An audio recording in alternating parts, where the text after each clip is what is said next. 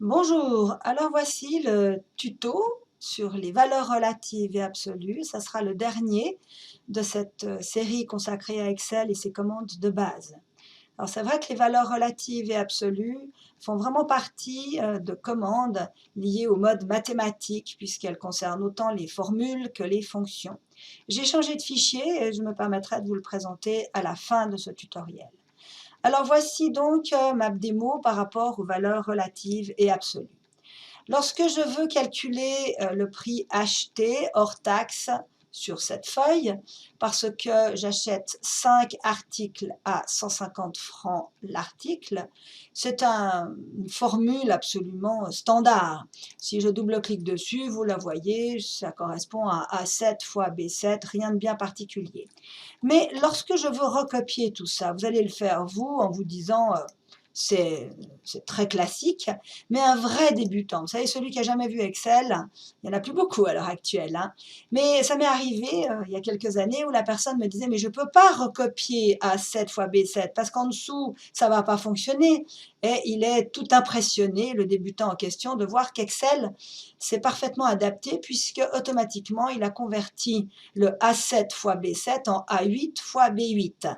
Alors nous, on trouve que c'est tout à fait normal, mais si on creusait un petit peu comment Excel raisonne derrière, alors il est parfois important de savoir qu'en réalité A7 ou B7 ne veut rien dire pour Excel. En réalité, on lui dit va chercher 2 à gauche, puis multiplie par 1 à gauche. Et c'est pour ça que dans la cellule qui est juste dessous, ce positionnement tombe correctement, le va chercher 2 à gauche, puis multiplie par va chercher 1 à gauche, correspondant aux données souhaitées, eh bien tout va bien et on peut recopier facilement nos formules. C'est ce qui fait la puissance de feu d'Excel. Mais ça marche, allez, 8 fois sur 10. De temps en temps, bien, ça ne marche pas. Peut-être parce qu'on a un tableau ou plus communément, on va chercher une valeur qui est un petit peu dans les pâquerettes, à l'extérieur de notre calcul, et ça ne correspond plus. Alors je vous fais la démonstration. Je vais donc multiplier mon prix hors taxe, 750, donc C7, multiplié par le taux de TVA en Suisse qui est de 7,7%. Et si je fais Enter, en me disant bah, tout va bien, je m'aperçois très vite qu'en recopiant ma cellule avec sa fonction, eh bien, les choses ne vont pas du tout. Pourquoi? Eh bien, en double-cliquant sur la première cellule, j'ai jamais de problème avec la première. Eh bien voilà, je prends C7 fois B4, tout va très bien. Par contre, si maintenant je double-clique sur ce 0, je m'aperçois que C7 est devenu C8. Voilà une référence donc toujours relative et qui va très bien. Mais par contre, eh bien, B4 est devenu automatiquement B5. Oui, je lui avais dit de monter de X cellules. Eh bien, je continue de m'adapter automatiquement. Donc, ça ne va pas. Voilà pourquoi cellule vide égale 0. Et si je double-clique ici, je tombe sur quantité, c'est pour ça que j'obtiens valeur, puisque Excel me dit au secours, je ne peux pas additionner, je ne peux pas multiplier par une cellule contenant du texte. Et puis ici, eh bien, il multiplie 7200 par 5. Voilà pourquoi j'ai un chiffre astronomique.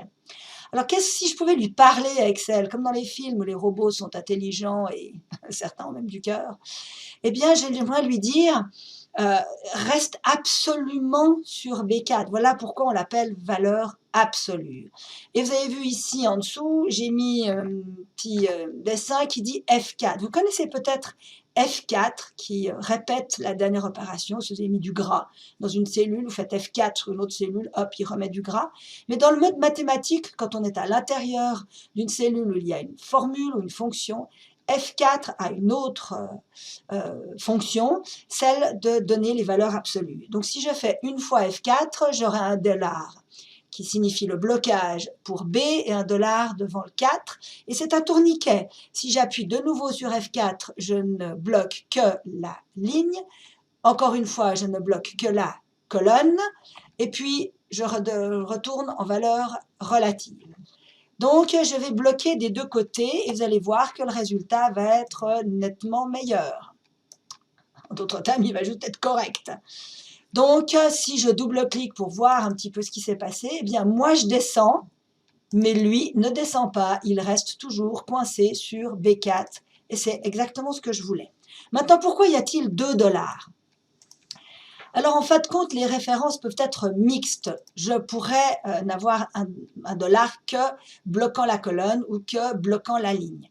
Pourquoi j'ai les deux? Eh bien, B, c'est pour l'empêcher de devenir C. Donc, c'est pour protéger une éventuelle recopie, pardon, vers la droite, ce qui n'aurait aucun sens ici. Et puis, lorsque j'ai le dollar qui est devant le 4, il bloque la ligne. Ce qui veut dire que là, mon problème, il est d'une sécurité qui va à la descente. Donc, je pourrais théoriquement enlever le dollar devant le B et ça ne changerait rien au schmilblick. Mon résultat serait parfaitement correct. Rassurez-vous, 9 fois sur 10, on ne s'embarrasse pas à être aussi pinailleur que cela. On laisse le dollar devant le B parce qu'il ne sert à rien, mais il ne mange pas de pain, c'est pas grave. Mais de temps en temps, il faudra absolument avoir une valeur, une référence mixte et il sera très important de mettre le dollar au bon endroit, ce qui ne fait pas l'objet de ce tuto puisque c'est une introduction et là il faudrait commencer à aller dans le sens vraiment de formation plus approfondie. Donc voilà pour cette première introduction aux valeurs relatives et absolues et la fin de ce cycle des commandes de base. Je vous présente très brièvement le fichier puisque vous pouvez les obtenir pour un prix relativement modique. Et bien là, il y a tout des tas d'exercices qui présentent tout ce qui est formule, et puis les valeurs relatives absolues avec des exercices, de la pratique, des fonctions, etc. Et puis vous pouvez cliquer quasiment sur n'importe quelle feuille de travail. Pour les exercices, il y a toujours une macro qui affiche la réponse, qui vous permet de vous auto-contrôler, puis après de la masquer. Voilà, ces fichiers sont à votre entière disposition. Vous n'avez qu'à retourner sur mon site web dans la section correspondante. Ce fut un plaisir de pouvoir vous présenter tous ces tutoriels et j'espère peut-être vous voir en chair et en os par Teams, un de ces quatre. Et je vous souhaite une excellente continuation à tous. Bye!